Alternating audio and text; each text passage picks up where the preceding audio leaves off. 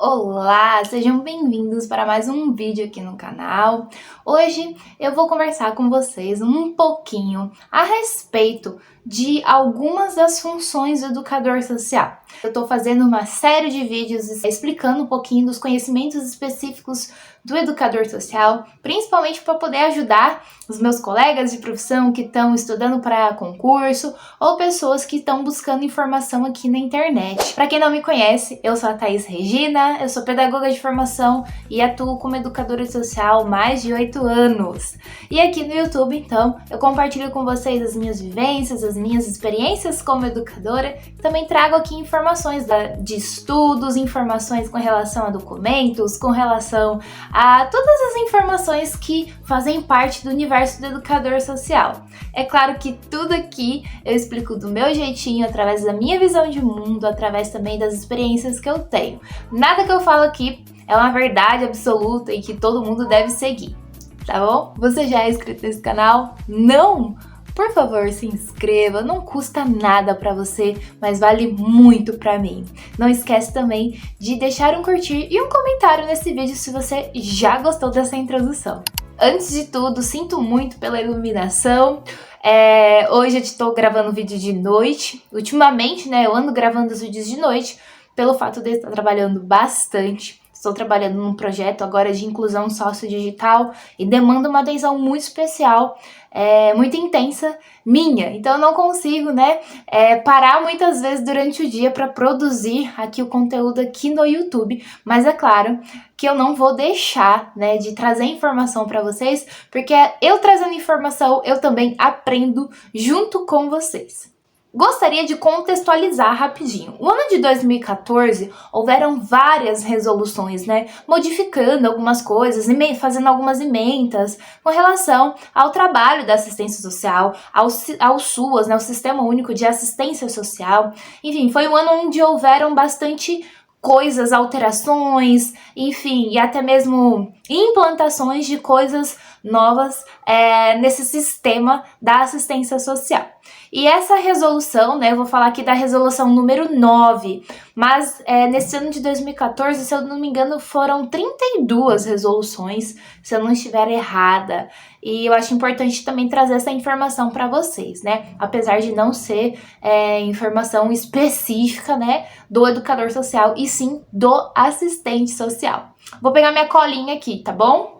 Então, a Resolução 9 de abril de 2014, ela ratifica e reconhece as ocupações e áreas de ocupações profissionais de ensino médio e fundamental do Sistema Único de Assistência Social, o SUAS, em consonância com a Norma Operacional Básica de Recursos Humanos do SUAS, popularmente conhecida como NOB-RH-SUAS. E aqui, gente, eu vou trazer o artigo 4º, dessa resolução. É uma resolução que tem bastante coisas que ratifica, então, as profissões de nível médio e de nível fundamental, mas aqui, é claro, obviamente, eu vou falar do educador social.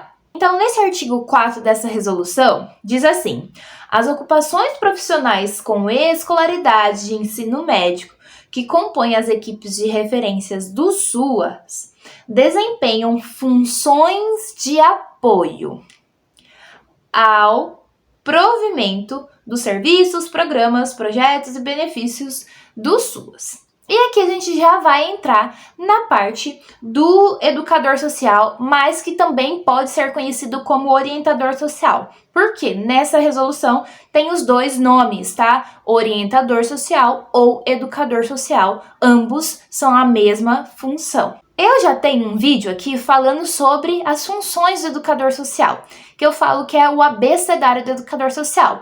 E é um vídeo onde eu deixo detalhadamente para vocês toda essa parte, da resolução número 9, onde explica ali as atribuições do educador social.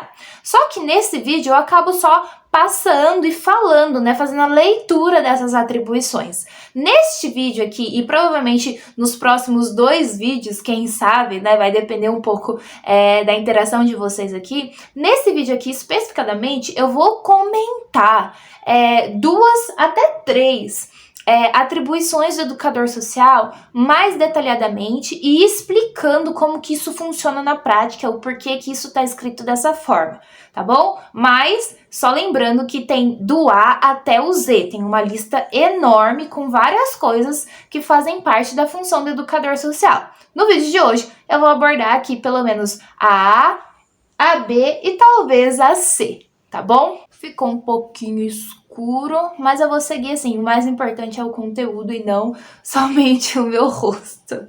Então vamos lá. A principal, letra A, né, que é a principal função, atribuição do educador social é desenvolver atividades socioeducativas e de convivência e socialização, visando a atenção, defesa e garantia de direitos e proteção aos indivíduos e famílias em situações de vulnerabilidade e ou risco social e pessoas que contribuam com o fortalecimento da função protetiva da família. Então, vamos degustar palavra por palavra aqui para a gente poder entender, então, qual que é o papel do educador social, qual que é o principal papel do educador social. Aqui, o principal papel do educador social, que é citado aqui como, né, a primeira da lista, é desenvolver atividades socioeducativas. Ponto. Vamos parar aqui. Então, o educador social é aquele que educa, tá, para a vida em sociedade. É aquele que traz materiais, enfim, experiências, vivências, enfim. Pensem em um leque de possibilidades, que aqui a gente coloca como atividades. Várias coisas podem ser uma atividade, gente. Se a gente for pensar na nossa vida, lavar louça é uma atividade, dobrar a roupa é uma atividade, varrer a casa é uma atividade. Então aqui o educador social, ele desenvolve atividades. Quais são essas atividades? Socioeducativas, ou seja, socioeducativas tem a ver, então, com a própria palavra do educador social, né? Que vai ser atividades que ensinam, né? Que vão educar esses usuários, essas pessoas, esses indivíduos, essas famílias que passarem por essas atividades, vai educar, né? Para algo que tem a ver com o social, com o convívio, com a interação.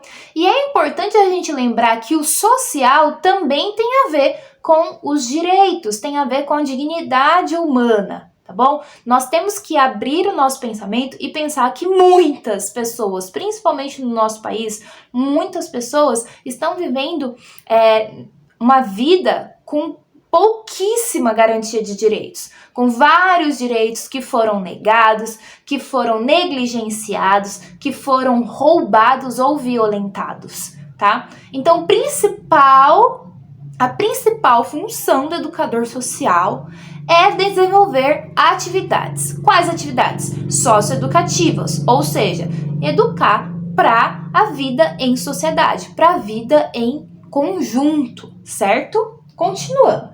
E essas atividades podem ser, né, no caso aqui, socioeducativas, de convivência, ou seja, ela precisa sim ter caráter de convivência, as pessoas precisam conviver. Como que a gente vive em sociedade? A gente não vive sozinho, a gente não vive isolado, a gente convive com pessoas todo o tempo. E conviver é algo tranquilo? É algo de boa? Não, conviver tem conflitos, tem divergências, enfim, tem várias questões. Então, a gente tem que desenvolver atividades socioeducativas, ou seja, que eduque, então, para esse relacionamento social, né, que visa essa convivência, tá?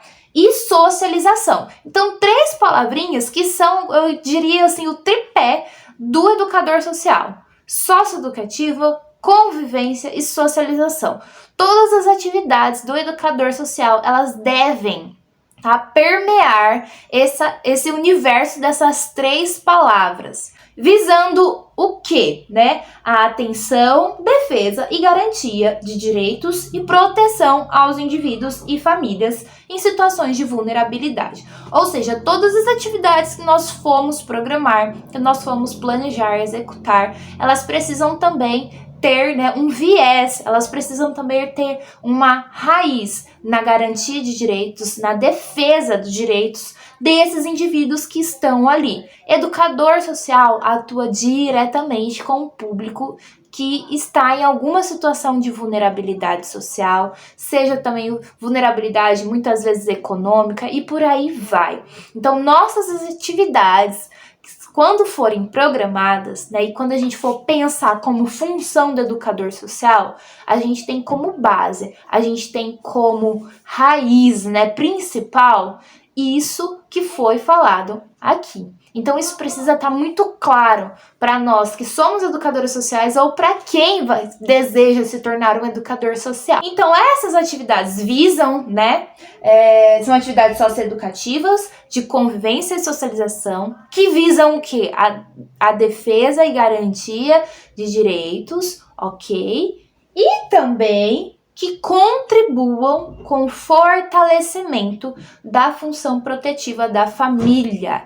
Então, todas as nossas atividades, né, tendo em vista tudo que eu falei aqui, socioeducativa, atividades de convívio, atividades de socialização, elas devem contribuir com o fortalecimento da função protetiva da família.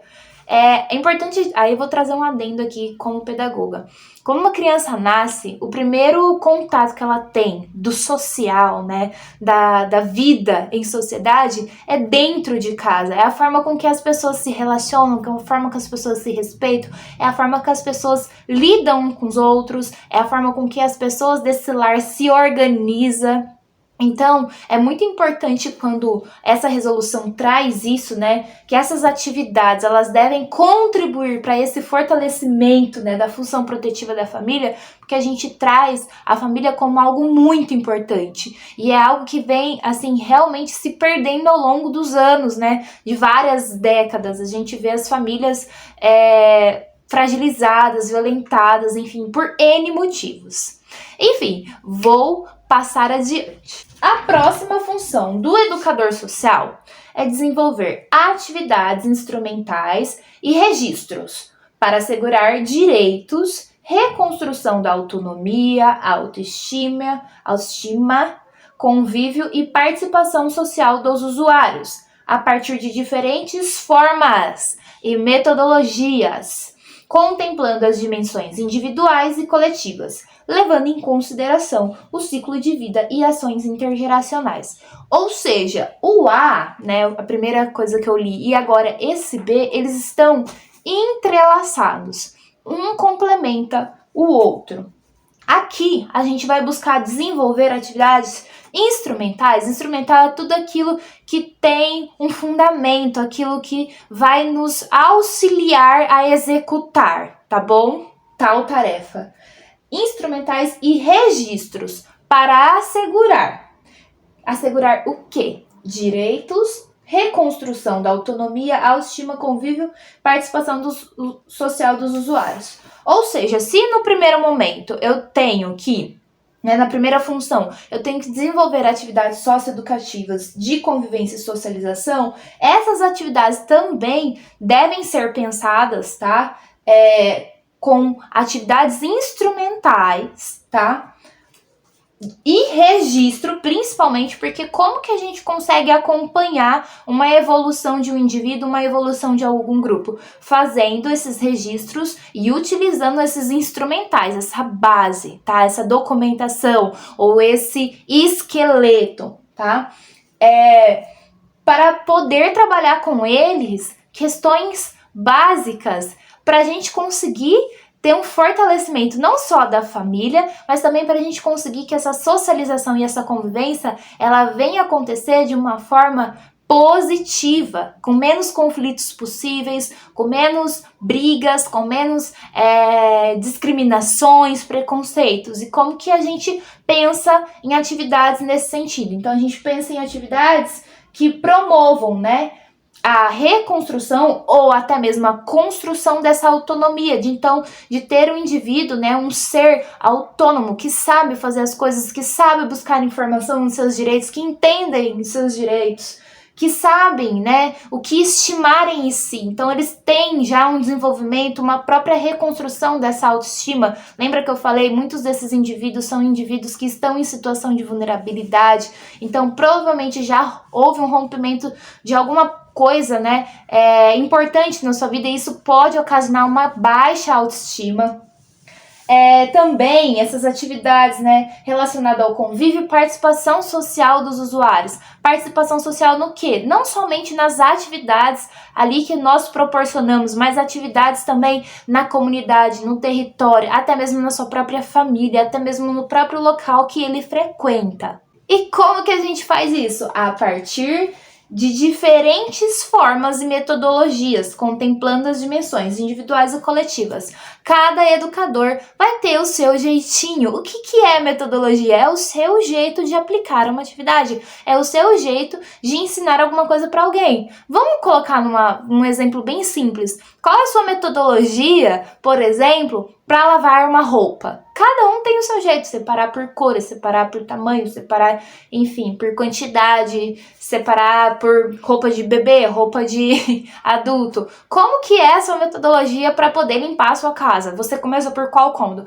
Cada um vai ter a sua metodologia, tá? Nenhuma maior, nem outra melhor. Mas essas atividades, elas precisam, né, de uma metodologia, do como fazer, do porquê fazer, né? Então, essas metodologias devem contemplar as dimensões individuais, então nós temos que pensar sim nos indivíduos, nos usuários um por um, mas também deve contemplar a dimensão coletiva também. Então, nós temos que pensar, ter esse olhar individual e coletivo, porque a gente só vai conseguir, né, alcançar o nosso objetivo, né, de fortalecer, de garantir, de defender os direitos das pessoas, quando a gente também conseguir olhar para eles como indivíduos, mas que são pertencentes a um grupo. E nós estamos inclusos nesse grupo também como educadores. Tá dando para acompanhar, pessoal? Eu acho que eu tô um pouquinho, né, além.